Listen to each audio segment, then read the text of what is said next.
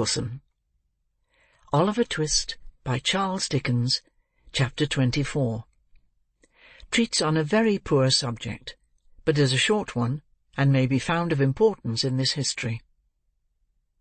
It was no unfit messenger of death who had disturbed the quiet of the matron's room. Her body was bent by age, her limbs trembled with palsy, her face, distorted into a mumbling leer, resembled more the grotesque shaping of some wild pencil than the work of nature's hand. Alas! How few of nature's faces are left alone to gladden us with their beauty!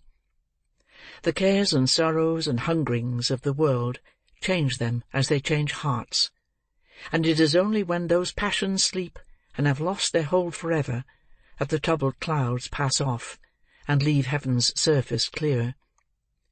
It is a common thing for the countenances of the dead, even in that fixed and rigid state, to subside into the long-forgotten expression of sleeping infancy, and settle into the very look of early life.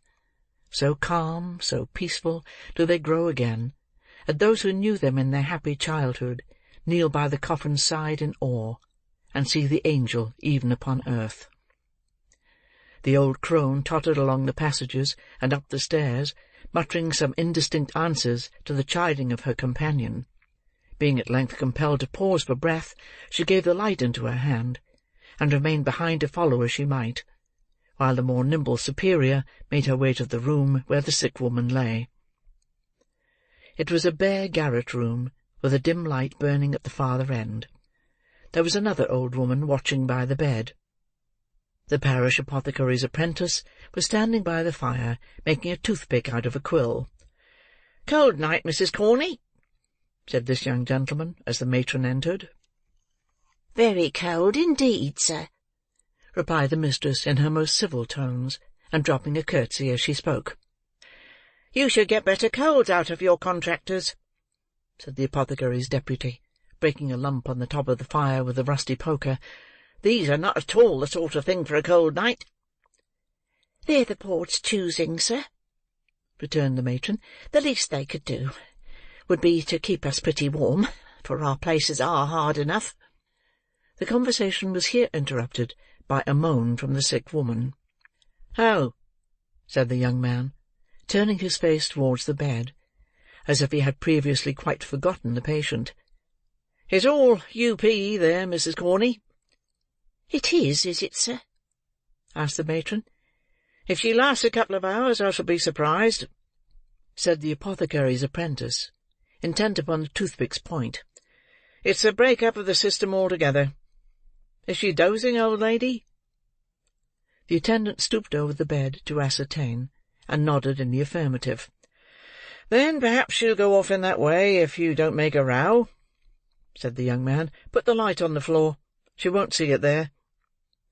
The attendant did as she was told, shaking her head meanwhile, to intimate that the woman would not die so easily. Having done so, she resumed her seat by the side of the other nurse, who had by this time returned. The mistress, with an expression of impatience, wrapped herself in her shawl, and sat at the foot of the bed. The apothecary's apprentice, having completed the manufacture of the toothpick, planted himself in front of the fire, and made good use of it, for 10 minutes or so, when, apparently growing rather dull, he wished Mrs. Corney joy of her job, and took himself off on tiptoe. When they had sat in silence for some time, the two old women rose from the bed, and crouching over the fire, held out their withered hands to catch the heat. The flame threw a ghastly light on their shrivelled faces, and made their ugliness appear terrible, as, in this position, they began to converse in a low voice. "Did she say any more, Annie dear, while I was gone?" inquired the messenger. "Not a word," replied the other. "She plucked and tore at her arms for a little time, but I held her hands, and she soon dropped off. She hasn't much strength in her, so I easily kept her quiet.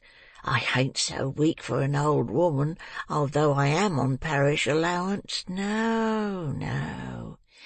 Did she drink the hot wine the doctor said she was to have?" demanded the first. "I tried to get it down," rejoined the other.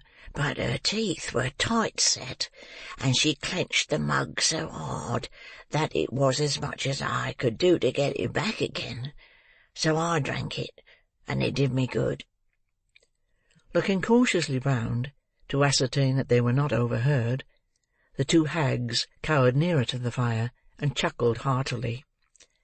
"I mind the time," said the first speaker, "when she would have done the same, and made rare fun of it afterwards." "Aye, that she would," rejoined the other. "She had a merry heart. A many, many beautiful corpses she laid out, as nice and neat as waxwork. My old eyes have seen 'em, aye, and those old hands touched 'em too, for I have helped her scores of times." Stretching forth her trembling fingers as she spoke, the old creature shook them exultingly before her face, and fumbling in her pocket, brought out an old-time discoloured tin snuff-box, from which she shook a few grains into the outstretched palm of her companion, and a few more into her own.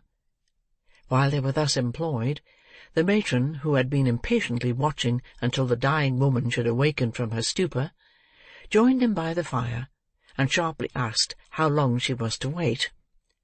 "Not long, mistress," replied the second woman, looking up into her face. "We have none of us long to wait for death. Patience, patience. He'll be here soon enough for us all." "Hold your tongue, you doting idiot," said the matron sternly. "You, Martha, tell me, has she been in this way before?" "Often," answered the first woman. "But will never be again," added the second one. "That is, she'll never wake again but once. And mind, mistress, that won't be for long." "Long or short," said the matron snappishly, "she won't find me here when she does wake. Take care, both of you, how you worry me again for nothing. It's no part of my duty to see all the old women in the house die, and I won't. That's more. Mind that, you impudent old harridans. If you make a fool of me again, I'll soon cure you, I warrant you." She was bouncing away, when a cry from the two women, who had turned towards the bed, caused her to look round. The patient had raised herself upright, and was stretching her arms towards them. "Who's that?" she cried in a hollow voice. "Hush, hush," said one of the women, stooping over her. "Lie down, lie down." "I'll never lie down again, alive," said the woman, struggling. "I will tell her. Come here, nearer. Let me whisper in your ear." She clutched the matron by the arm, and forcing her into a chair by the bedside, was about to speak, when, looking round, she caught sight of the two old women bending forward in the attitude of eager listeners. "Turn them away," said the woman drowsily. "Make haste, make haste." The two old crones, chiming in together, began pouring out many piteous lamentations that the poor dear was too far gone to know her best friends, and were uttering sundry protestations that they would never leave her, when the superior pushed them from the room, closed the door, and returned to the bedside. On being excluded, the old ladies changed their tone, and cried through the keyhole that old Sally was drunk, which indeed was not unlikely, since, in addition to a moderate dose of opium prescribed by the apothecary, she was labouring under the effects of a final taste of gin and water, which had been privily administered in the openness of their hearts by the worthy old ladies themselves. "Now, listen to me," said the dying woman aloud, as if making a great effort to revive one latent spark of energy. "In this very room, in this very bed, I once nursed a pretty young creetur that was brought into the house with her feet cut and bruised with walking, and all soiled with dust and blood. She gave birth to a boy, and died. Let me think.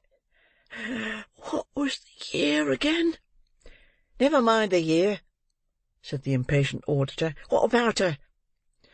"Ay," murmured the sick woman, relapsing into her former drowsy state. "What about her? What about— I know!" she cried, jumping fiercely up, her face flushed and her eyes starting from her head. "I robbed her. So I did. She wasn't cold. I tell you she wasn't cold when I stole it." "Stole what, for God's sake?" cried the matron, with a gesture as if she would call for help. "It," replied the woman, laying her hand over the other's mouth. "The only thing she had. She wanted clothes to keep her warm and food to eat, but she had kept it safe, and had it in her bosom. It was gold, I tell you, rich gold, that might have saved her life." "Gold?" echoed the matron, bending eagerly over the woman as she fell back. "Go on, go on. Yes, what of it? Who was her mother? When was it?" "She charged me to keep it safe," replied the woman with a groan, "and trusted me as the only woman about her. I stole it in my heart when she first showed it me, hanging around her neck, and the child's death, perhaps, is on me besides. They would have treated him better if they had known it all." "Known what?" asked the other. "Speak." "The boy grew so like his mother," said the woman, rambling on, and not heeding the question, "that I could never forget it when I saw his face. Poor girl, poor girl! She was so young, too. Such a gentle lamb. Wait, there's more to tell. I've not told you all, have I?" "No, no," replied the matron, inclining her head to catch the words, as they came more faintly from the dying woman. "Be quick, or it may be too late." "The mother," said the woman, making a more violent effort than before, "the mother, when the pains of death first came upon her, whispered in my ear that if her baby was born alive and thrived, the day might come when it would not feel so much disgraced to hear its poor young mother named. And oh, kind Heaven," she said, folding her thin hands together, "whether it be boy or girl, raise up some friends for it in this troubled world, and take pity upon a lonely, desolate child, abandoned to its mercy." "The boy's name?" demanded the matron. "They called him Oliver," replied the woman feebly. "The gold I stole was—" "Yes, yes, what?" cried the other. She was bending eagerly over the woman to hear her reply, but drew back instinctively, as she once again rose slowly and stiffly into a sitting posture, then clutching the coverlet with both hands, muttered some indistinct sounds in her throat, and fell lifeless on the bed. "Stone dead," said one of the old women, hurrying in as soon as the door was opened. "And nothing to tell after all," rejoined the matron, walking carelessly away. The two crones, to all appearance, too busily occupied in the preparations for their dreadful duties to make any reply, were left alone, hovering about the body. Chapter 24.